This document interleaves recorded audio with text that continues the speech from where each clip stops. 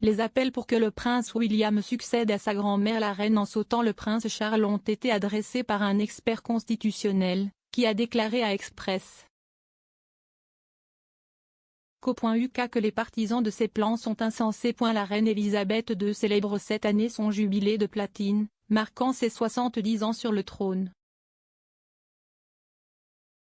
Le règne historique du monarque le plus ancien de Grande-Bretagne, qui a eu 96 ans la semaine dernière, sera honoré par un programme passionnant d'événements tout au long d'un week-end férié du 2 au 5 juin.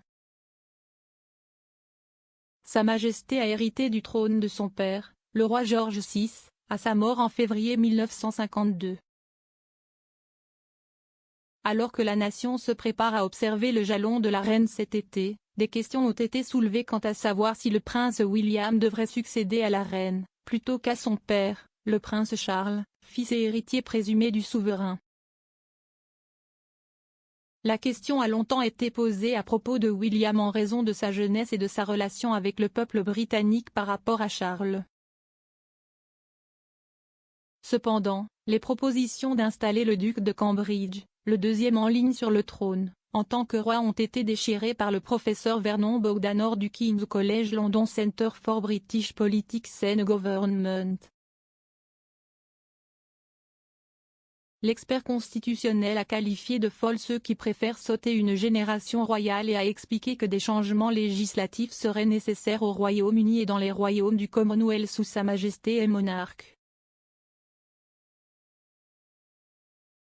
S'adressant à Express.co.uk, il a déclaré « La plupart des choses concernant la monarchie nécessitent une loi du Parlement pour les changer. Si est-il un des problèmes avec certaines personnes plutôt stupides, je pense, qui disent que vous pouvez sauter une génération et aller au prince William. Pour un changement de succession, il faudrait une loi du Parlement. Pas seulement en Grande-Bretagne mais en Australie, au Canada, en Nouvelle-Zélande, en Jamaïque, partout ailleurs et personne ne veut cela. » L'expert répondait à des années de spéculation sur la question de savoir si William dépasserait son père dans la ligne de succession. En 2011, lorsque le prince a épousé Kate, duchesse de Cambridge, plus de la moitié du Royaume-Uni pensait qu'il devrait être le prochain roi. Une enquête panel base auprès de 2000 adultes a révélé que 59% souhaitaient voir le duc de Cambridge sur le trône ensuite. Une décennie plus tard, alors que les sondeurs posaient toujours la question du roi William au public britannique, le soutien à Charles semble avoir augmenté.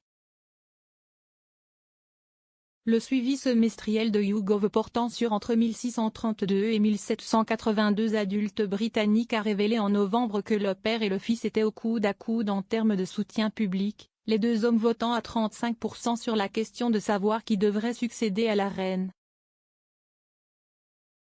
Malgré la discussion sur William en tant que prochain souverain, M. Bogdanor a expliqué comment Charles succéderait à la reine immédiatement après sa mort. Interrogé sur le moment où leur héritier présomptif deviendra roi, il a répondu « immédiatement ». L'étendard royal n'est jamais abaissé une fois la reine morte parce que la monarchie continue. Il est automatiquement roi. Si est confirmé au conseil d'adhésion puis au sacre, mais il n'y a pas d'exigence statutaire pour un sacre. Édouard VIII n'a jamais eu. Mais Charles devient roi immédiatement. Dans un autre aperçu, M. Bogdanor a expliqué comment le conseil d'adhésion, l'organe cérémoniel qui supervise les successions, se réunira.